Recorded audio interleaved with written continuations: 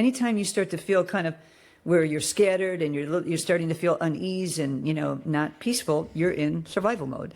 And so you can say, okay, I'm fine. I'm safe. Let's walk away from this and just go inward. And there's different things you can do. There's different breath work. You can do humming. There's, all kinds of things. See yourself in a place where you want to feel right now. Welcome to This Might Get Creative, a Behind the Brand podcast by Lyon Creatives. I'm Svenja Lyon, and in each episode, I sit down with local business owners and entrepreneurs to share their stories, how they got started, what keeps them going, and what makes their business stand out. My goal? To help more amazing businesses be seen, supported, and celebrated. So grab your coffee, because this might just get creative. Welcome back to This Might Get Creative, a Behind the Brand podcast. Today's conversation is about reinvention, emotional resilience, and what it really means to build something before the world fully understands it. I'm joined by Michele Schalin, mental fitness coach and author of Mindful Metamorphosis. Michele helps people manage stress, reconnect with themselves, and build emotional resilience. With over 30 years of experience studying the mind-body-spirit connection, her work blends neuroscience, cognitive behavioral therapy, mindfulness, and emotional intelligence to support healing and lasting inner change. Through coaching, corporate wellness programs, retreats, and her book, Michele guides individuals and teams towards greater clarity, balance, and more consciously connected lives. Today, we're talking about being a pioneer in a new industry, what it means to pivot as you grow, and how to make your offerings truly experiential, not just informational. Michele, welcome to the show, and I'm looking forward to our conversation. Thank you. Thank you so much for having me. I'm honored to be here. Thank you. Awesome. So tell us a little bit about yourself. So what is your business about, and your book, of course. I did not read it yet. However, I read it. I read the excerpt, and it was very interesting. Thank you. Well, my company is called Mindful Metamorphosis. My book is called Mindful Metamorphosis, A Compassionate Guide to Inner Transformation. And I'll show you a little picture. It's actually available in Spanish and English. Oh, nice. And it's an Audible. Actually, a friend that I met in Valencia when I lived in Spain, she lives in Malaga, and she's a professional translator. So she helped me with this. And I can tell you, I'm going to tell you a story a little later, but this right here is me coming out of a cocoon. There's a reason for that I'll share with you later. Okay. And then it's also available on Audible and Spotify in English, because my Spanish isn't good enough for that, and in my narration. Yeah. My company is about helping people have an inner transformation. I mean, your external life changes for however you want it to be when you change internally, okay? Because your beliefs, your thoughts dictate everything. And I'm all about helping people look under the hood, because your subconscious is running the show, and learning how to, and everybody wants different things, okay?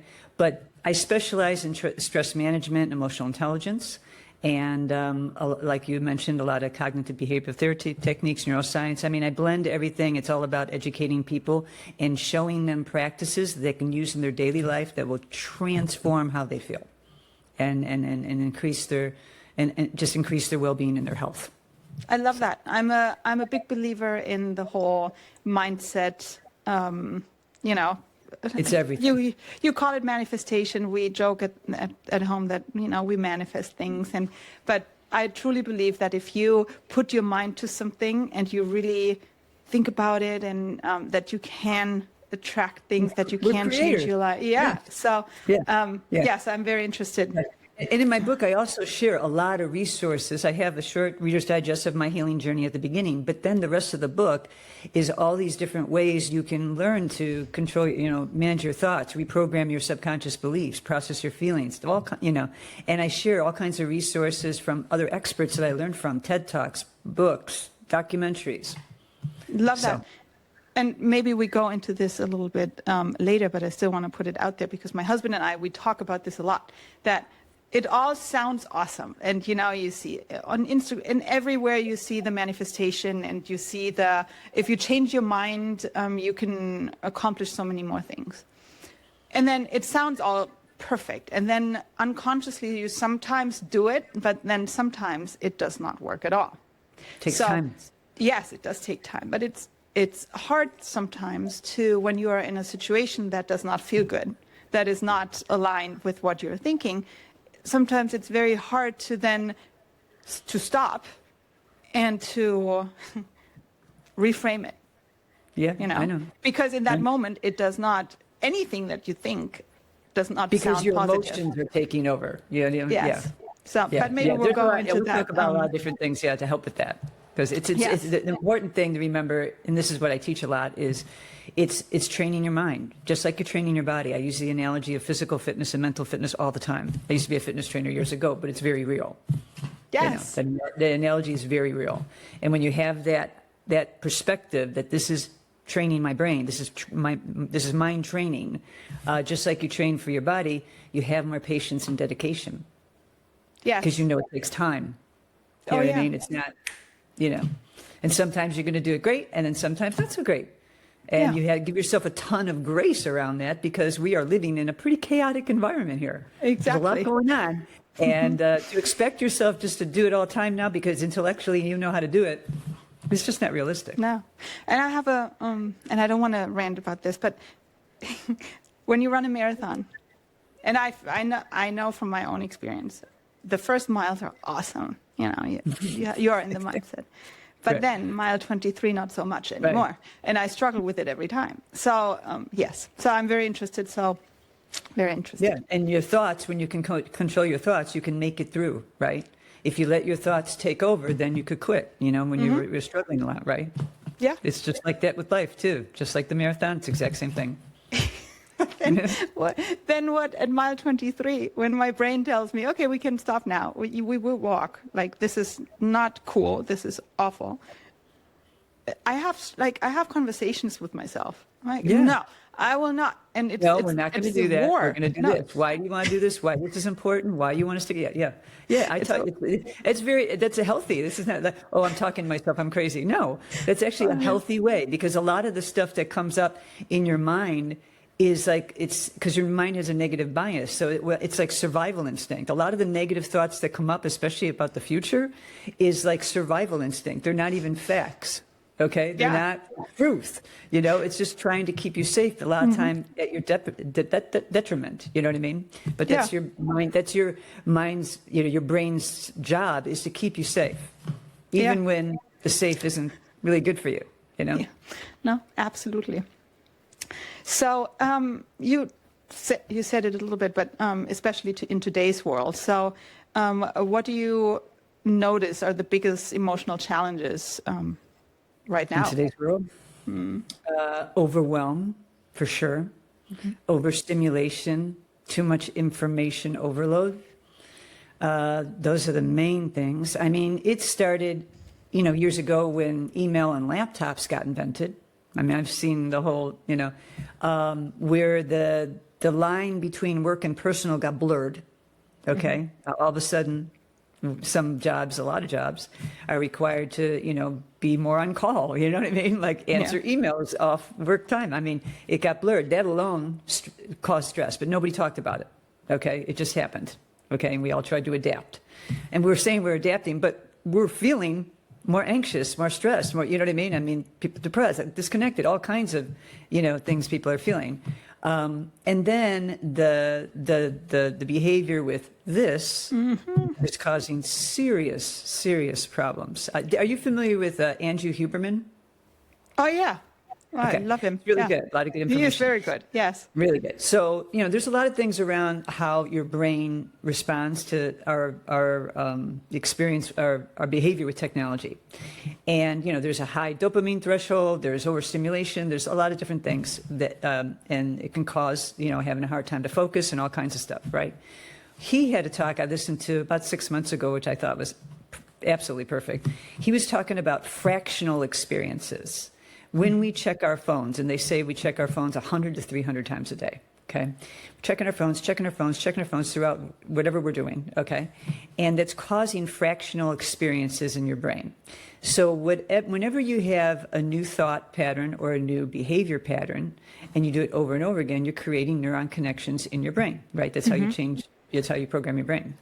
And so by that behavior, what we're doing is we are changing the physical nature of our brain, neuroplasticity, And we're making it, by our own behavior, we're making it harder to focus on one thing for a long period of time. So makes total sense, right? Before the phone, there weren't a bunch of adults talking about how they couldn't focus and had an ADD or ADHD brain. It just wasn't said, ever. It wasn't a problem, okay? And after, 18 years of using the phone, now it's a daily conversation, okay? So our brain is just not made for this. Okay. No, it's not. So, at all. And the stress here is the stress here. Okay. One of the most ridiculous debates we had for decades is if the mind and body are connected. I mean, everybody knows when you feel stress, if you're feeling stress, you have anxiety, immediately your body feels it in the neck and the stomach and the chest and the back. I mean, immediately, because you get stress hormones that are coming into your body. Okay. And so we're feeling that on a regular basis.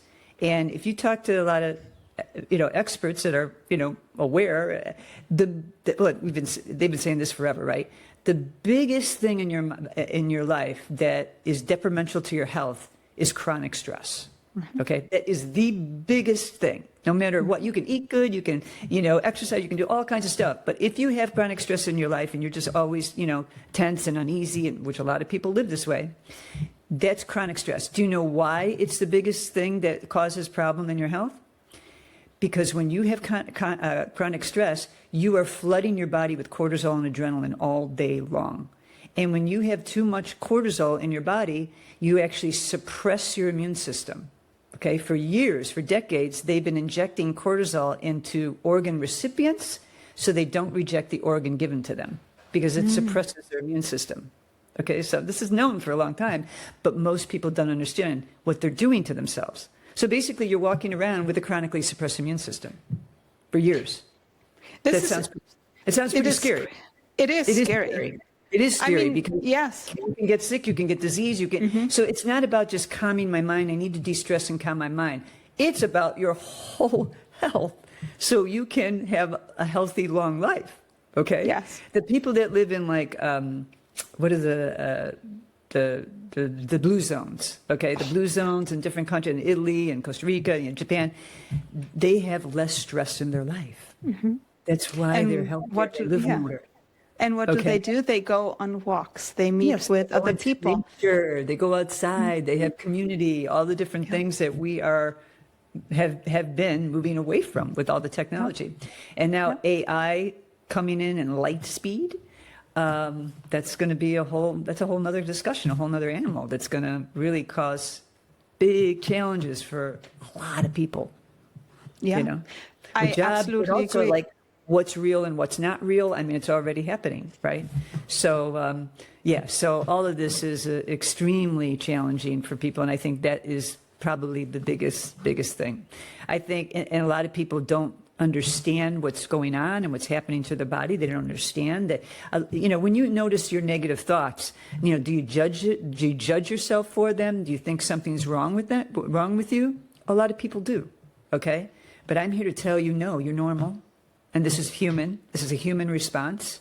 And a lot of people, you're not alone. A lot of people are feeling the exact same way to different degrees, but everyone's putting on a face and trying to act like it's all good. Yeah. And even what I notice out of my personal experience is that every time I catch myself, and I try to stay away from it, but of course it is just part of our lives. When I go on Instagram, there's these emotional roller coasters between, oh, this is super funny. Oh, this is bad. Oh no, a dog is dying. I need to cry. And then the next second is something super hilarious where you start laughing again. Right. And after these 15 minutes on it, I have a timer that shuts off Instagram after 15 minutes. Good. So I feel drained. I feel that, I don't know. It's like I feel sad. I feel happy. I feel weird, but I'm also at the same time, I'm in a bad mood because there's so many things going on that I don't think anyone can really deal with. And especially also with the kids, the kids that I see it on with our kids. The longer they are on the phone or the iPad or whatever it is, the worst they have the worst mood after spending time. And that is correlated to the time they spend on social media. Absolutely. Do you time them too? Yes. But, Good. yeah.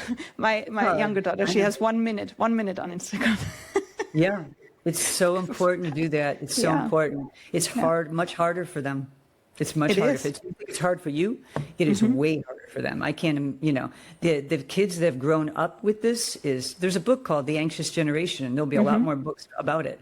And I have met children that have grown up with this, and a lot of like young 20s, they don't, I mean, not all of them, but there's a good portion of them that they don't know how to like talk if the conversation gets intense. They immediately, I'm out of here. You know what I mean? Because they're used to just swiping or ghosting or whatever. You know what I mean? They're just like, they don't have the emotional intelligence and the capacity to be able to have a conversation that's getting a little heated. I don't think it's just the conversation that is getting heated. I think in general, a conversation, to hold a conversation for a longer time. Yeah. Discussing things that might be uncomfortable at times, or just stating your own opinion. Like it's not all of them, of course. We can't generalize. But it's a good question because they're communicating through a device all the time. Yeah. So what would you recommend? So when our kids were little, they only got a phone when they turned 13. Okay. So the reason for that was because, everybody else already had a phone. So they actually were left out of social connections because they did not have a chance to be on Snapchat or whatever it was, right? So, but now what I notice now is that they are addicted to the phone. I cannot say that we're not addicted to the phone. We are. Most people are. But they have, like, my oldest daughter especially, she doesn't have Snapchat. She doesn't want to get on it because I think she missed this, or TikTok. She missed this part where you get really drawn into the whole program with the dances and with all that. Good. And she doesn't do that. And Annabelle, the younger one, only has a minute on it, so she can't really do anything. Good. So, but yeah, and people were looking at me like, why don't they have a phone? Well, because of that. Yeah, because you were more conscious. You were doing conscious parenting. That's why. Yes, I'm trying to. Not perfect, but it's hard. Really trying. You can't do it perfect. You give yourself a lot of grace. You can't do it perfect, but yeah. No. And also, it's a good idea to limit them time. But when they're on the phone at home or their iPad or whatever, have them do it in the public area of the house, not in their bedrooms. Mm-hmm. Yeah. Because that's it. When you think about that, this is the first time kids have ever been alone talking to strangers with us not even knowing like who they're talking to. I mean, it's not safe, No? So, yeah. Yeah. So now connecting this whole thing with AI, there's these AI people. It's not real people. It's just AI. What do you call it? AI person? I don't know. Right. And you can have like romantic communications with this AI. Yeah, I know. That's only going to get bigger, by the way. It's just like you see in the movies. It's going to happen. Yeah. It's crazy. That is scary. It's very scary. And it's going to get, I mean, I like to be positive, but I also am realistic. And there's going to be a certain, portion of the population that's going to get into that. Yeah. So that's why we need these things. Yes, that's why we need all these, different types of modalities, because you can learn, because there's all this stuff that's happening.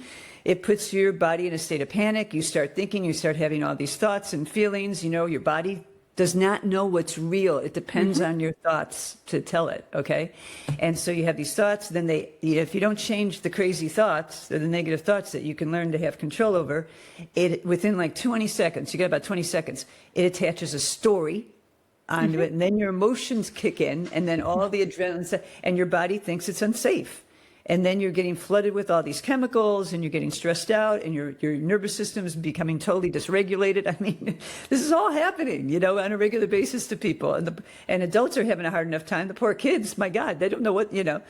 And so to understand the science around what's happening, you know, you don't have to be a scientist or anything. You can just, I share simple understanding, just like you get explained when you know, start doing a physical fitness regimen. You know what I mean? You understand, okay, if I do this and if I work out and I eat protein right afterwards, that'll help me build muscle because that's the science around it. You know what I mean? I mean, just different things like that. It's the same kind of thing with your mental fitness program.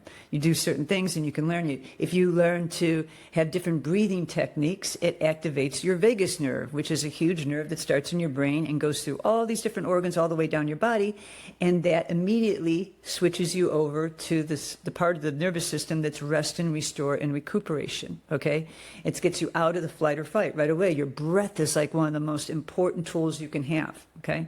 And so there's a lot of different things you can learn to help get into that space and regulate your nervous system and de-stress just by practicing. But it just takes practice. It takes practice. It's not like you can't expect to have the fitness goals, achieve your fitness goals in, you know, 2 weeks by going to the gym or whatever your activity is, running, dancing, hiking, whatever. You know that it takes time. It takes training. You have to put the immediate gratification conditioning aside and go, okay, this is going to take time.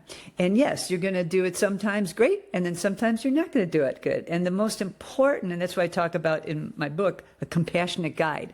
My approach always is compassion, love and compassion for yourself, always. We have been conditioned to, you know, criticize ourselves and judge ourselves all the time. No, that's not working, okay?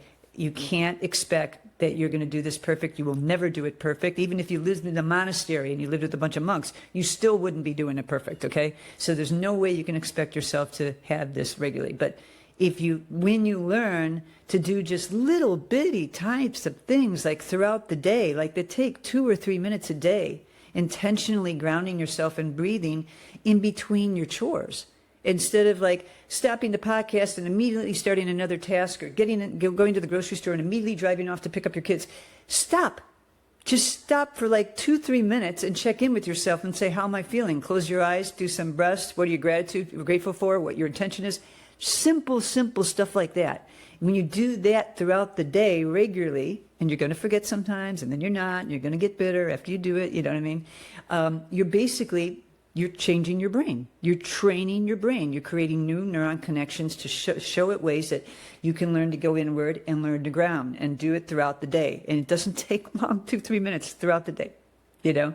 And I'm telling you, it makes a world of difference because it grounds you. As soon as it brings you present, as soon as you become present, you become more peaceful, your whole body relax, and now you're out of the flight or fight, okay? And you'll go back in again. And it's just this observation, just an observation in a loving way, you know, just like if you were talking to your daughters, you know, you would be on them about it. You know, we know how to do that. Let's get back on track on that. You know what I mean? And your biggest progress is basically how fast you get back on track, okay? And understand that tell your body you're safe and pull in, you know. And when you do this kind of stuff, then when you actually try to do maybe some meditation, it's easier because you've already trained your body to go inward and be present regularly. You know what I'm saying? It just takes a little time, and people are just not so serious about it. It's just you make it more playful, and there's a lot of different things that I share with people, different practices and stuff like that just are fun. You know, you can make it a game. I mean, two of the things I really like to share with people, these things will take a little longer than the 2-3 minute thing, but like you can go for a walk just down the street anywhere and see how fast, you'll see how little control you have over your mind. See how long you can go walking and just be present. And I mean, that means don't think about anything in the future or anything in the past. Just everything in front of you like a child would, like a small child would. Oh, that doggy's cute. Oh, that couple's sweet, or that building is really cool. The flower is beautiful, whatever. Okay, and you will see your mind will just go and start thinking right away. Mm-hmm. And you don't, when you come out of the zone, okay, because you'll be in a fog and all of a sudden you'll go, oh, I'm walking and I'm on autopilot and I stopped doing my thing, you know? And then you just go, oh, okay, let's go back on it. You don't get mad about it. It's unrealistic expectation that you think you're going to do this good. No, you're not. Okay. But you get better at it. And that is perfect, because that's what that is like, oh, I'm refocusing. I'm focusing on what's in front of me. And then my mind's going to wander. It's not if, it's when. And then I come back and go, I'm focusing again. That is meditation. Okay. That is meditation right there. You don't have to be sitting closing your eyes doing it. You know what I mean? Another cool thing to do is go to a park and just close your eyes and listen to all the noises, not collectively like you're listening, like we usually do. You listen, and as you hear different things, you label them in your brain. Oh, that's a dog. Oh, there's a motorcycle. Oh, that's a little bird. Oh, there's another bird. He's talking like that. And again, that's this focus of meditation. It's just training your brain to go inward and be centered. Just simple things like that. People are like, oh, that can't do anything. No, when you understand the science around it, that it actually affects your brain and makes new neuron connections and gets a practice to do that, that will help you learn how to regulate your nervous system. And when you do that, especially the ones sitting in the park, whenever you're present, your body, you'll feel a huge difference. You feel calmer. Absolutely. You feel more peaceful. I mean, whenever you're present, you feel more calmer.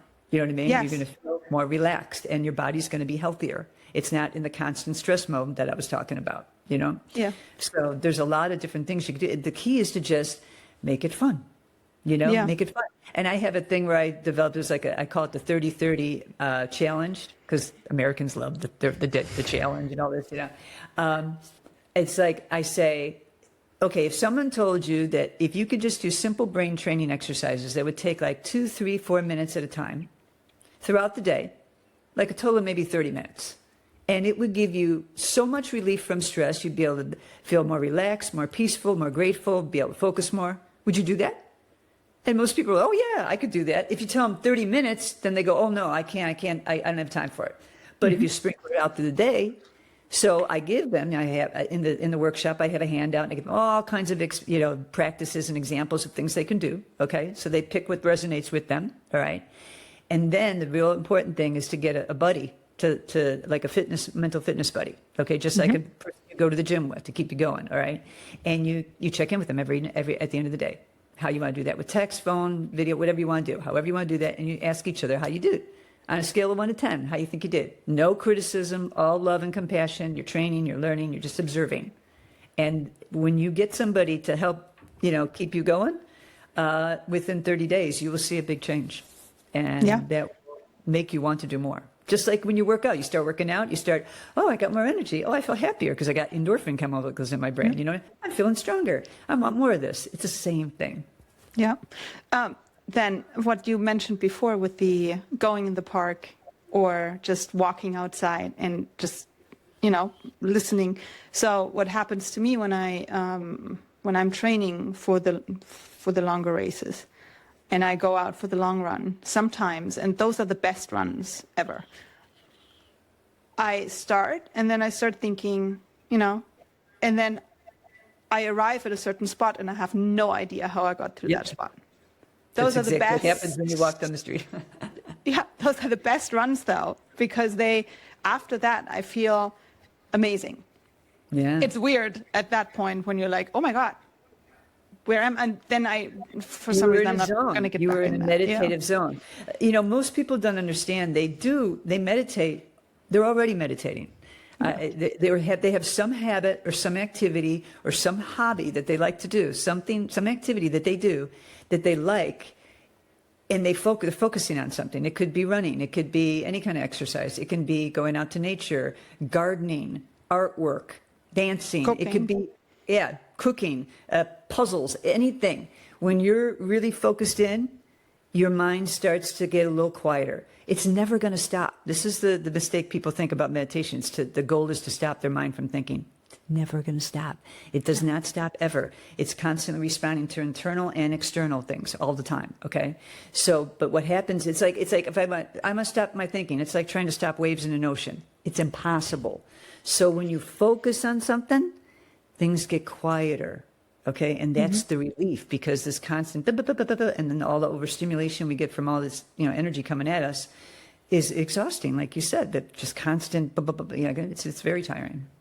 Yeah, it is. So sometimes, and I know my husband has the same thing. We talk about it when we're really into when we're working, and for me, it's like designing a website. the same thing happens. It disappears. But Right. but I tremendously enjoy creating websites or creating a logo, and I can tune out and I can sit here for hours, forget lunch and all that. But as soon as I have to do something that I'm not 100% interested or invested in, I grab my phone. Oh, let's put it away. Oh, I need to do this. Oh, I need to read this. Let me prepare for the podcast. You know, like I have the hardest time, and I'm pretty sure that it's not just me. It's a lot of people. So how can you get around this? What can you do so that even though you might not want to do something at this moment, whatever it is, how can you get yourself back to focus on that? When you're doing these kind of things, okay, so I'll tell you, there's a lot of different techniques you can do. But when you're doing these kind of, practices where you're doing meditation, you're doing mindfulness, you're learning to reframe with cognitive behavior therapy things, you're learning to question your thoughts, and what happens is you're starting to do this practice regular, and you start to notice how you kind of spiral like that out, where you're starting to get kind of overwhelmed and ADD and, I got all the stuff to do. Mm-hmm. The best thing to do in that, when you're conscious enough, is to check in with yourself. Sit down.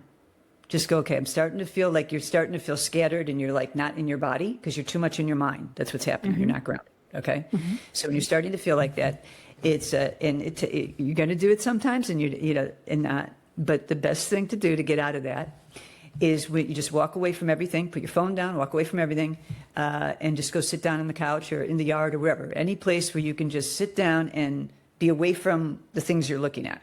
Okay. And just close your eyes, breathe in deep a few times and say, what do I need right now? How am I feeling? How am I feeling? What do I need right now? And your body will tell you. You'll get the intuition of telling you what to do. Go take a quick walk. Just get out, go jump on a vibrating plate, which I love.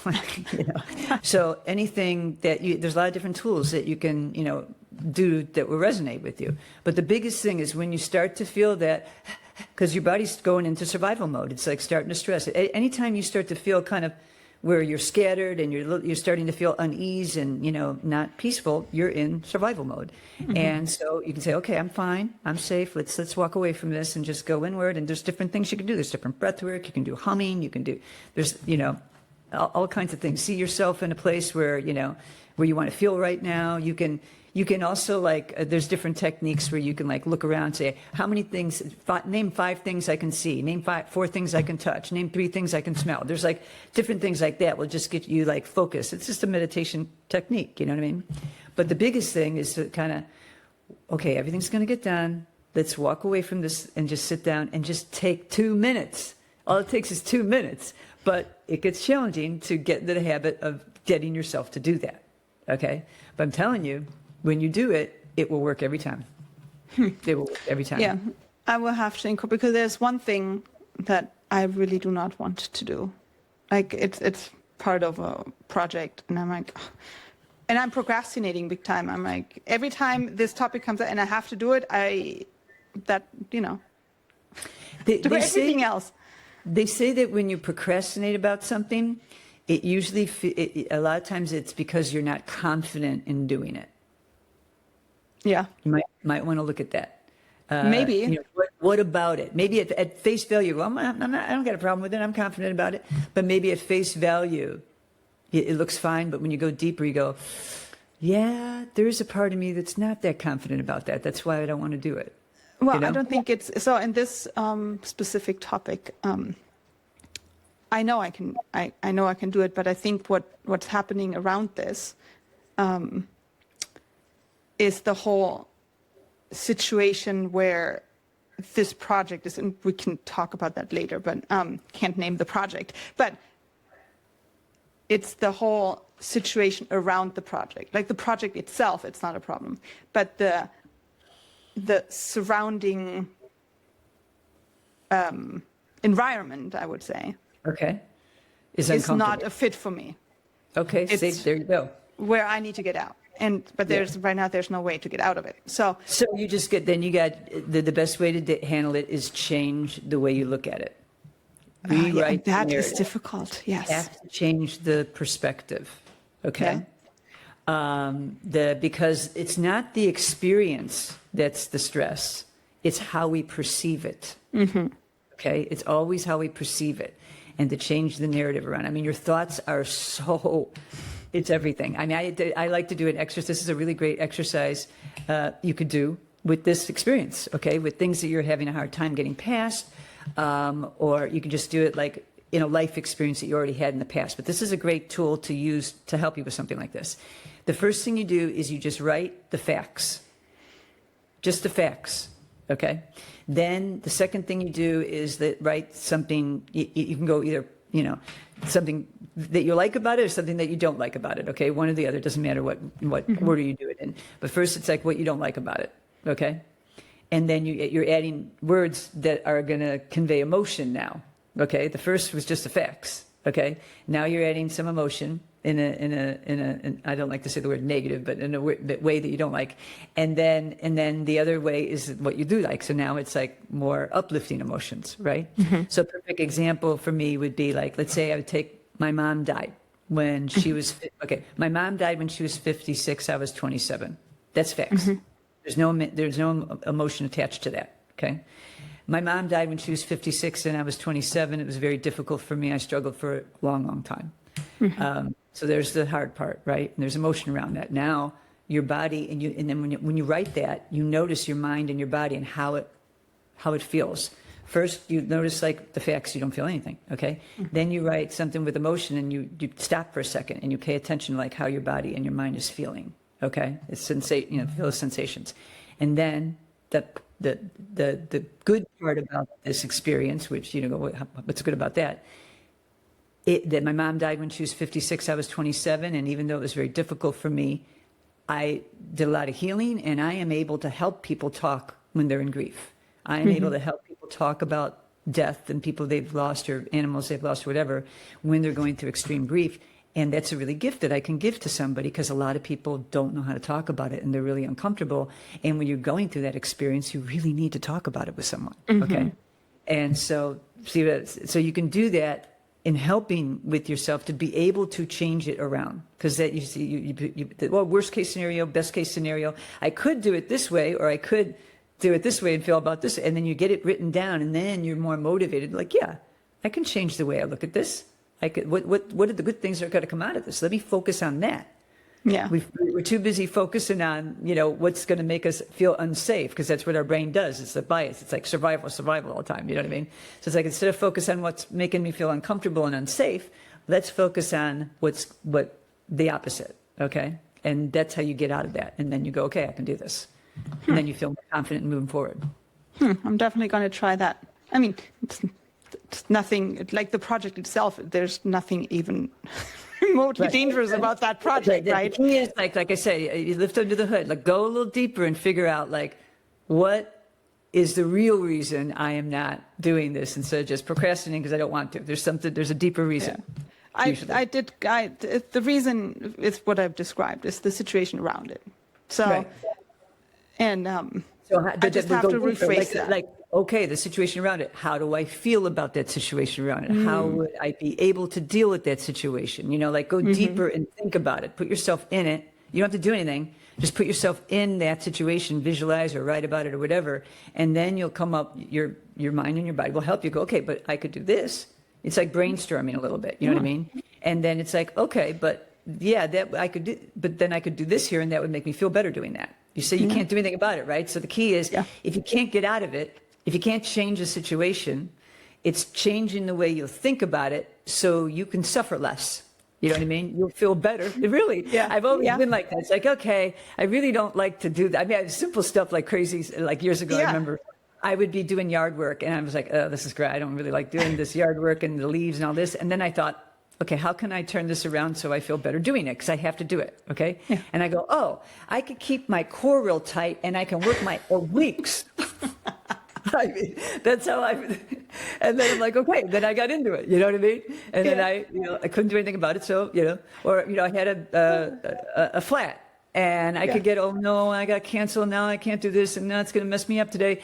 And then I get myself totally flooded with cortisol. Okay. Or I can go, okay, got a flat, got to get someone to help me with this. And while I'm waiting, I could check in with somebody, check on my emails. I even did like I did a reel for Instagram. Okay, so I can get all upset about this, or I cannot resist what is. This is a quote from Eckhart Tolle. I don't know if you're familiar with Eckhart Tolle. He's a spiritual leader. He's written a lot of books.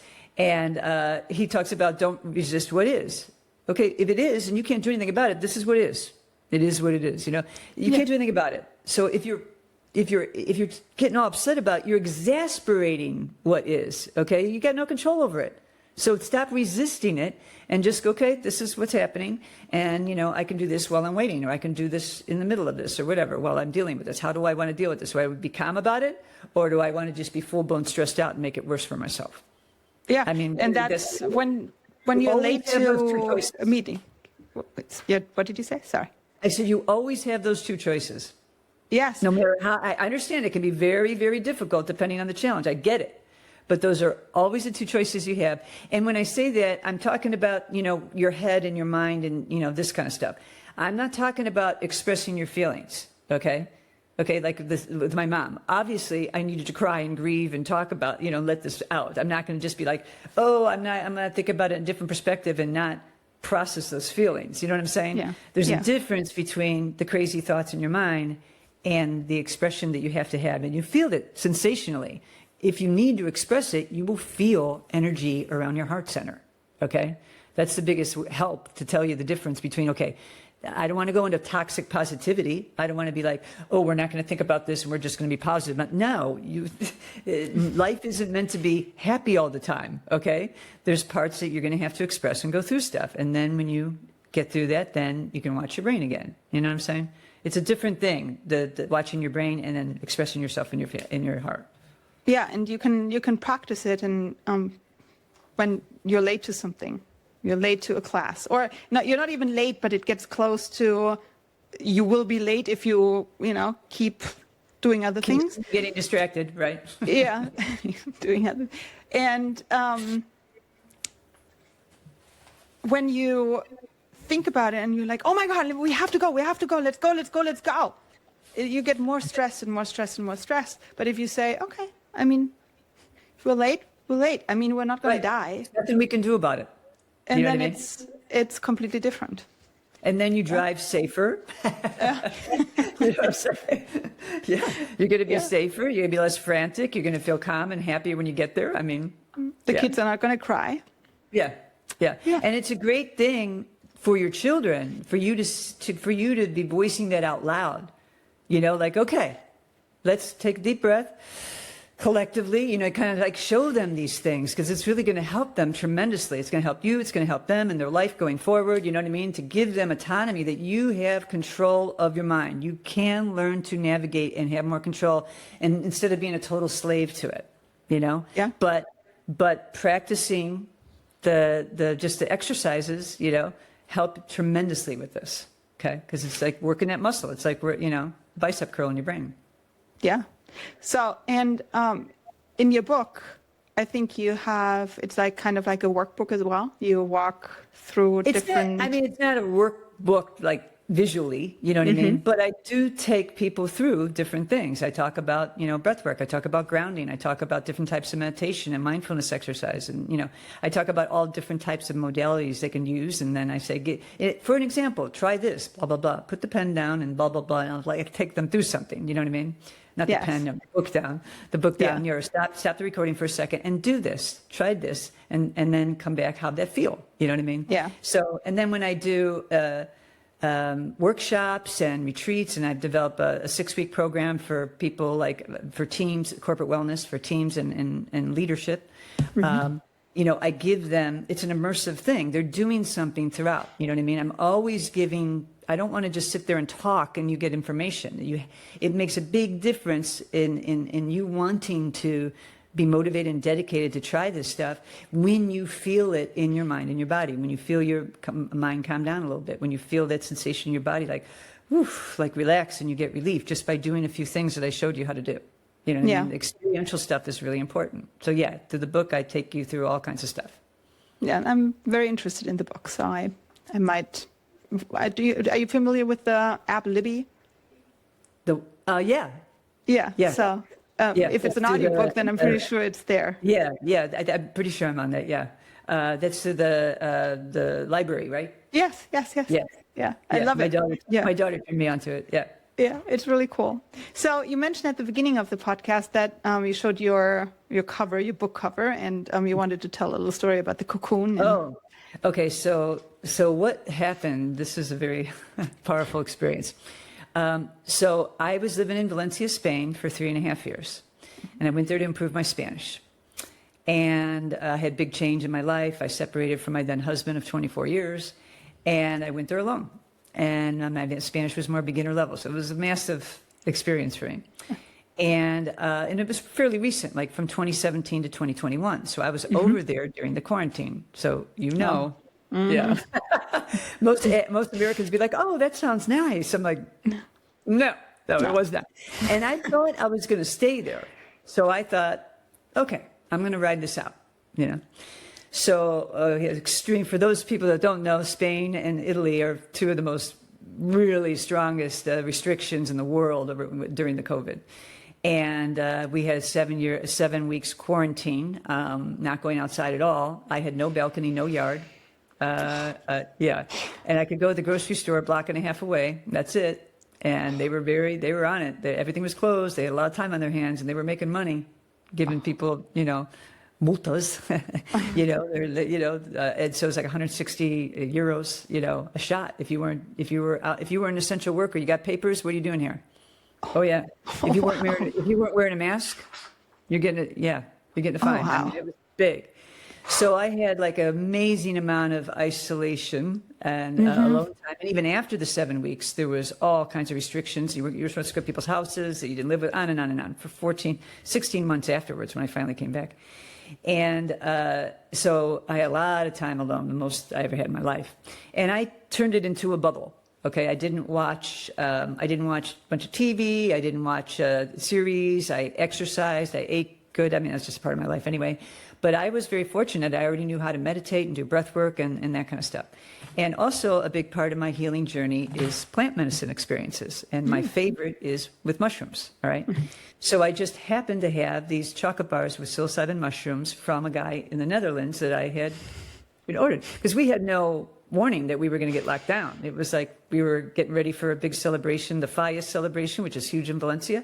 And then boom, we're locked down, okay? Yeah. So it went from this really happy, high vibe to like, all kinds of fear and sadness. Yeah, it was incredible.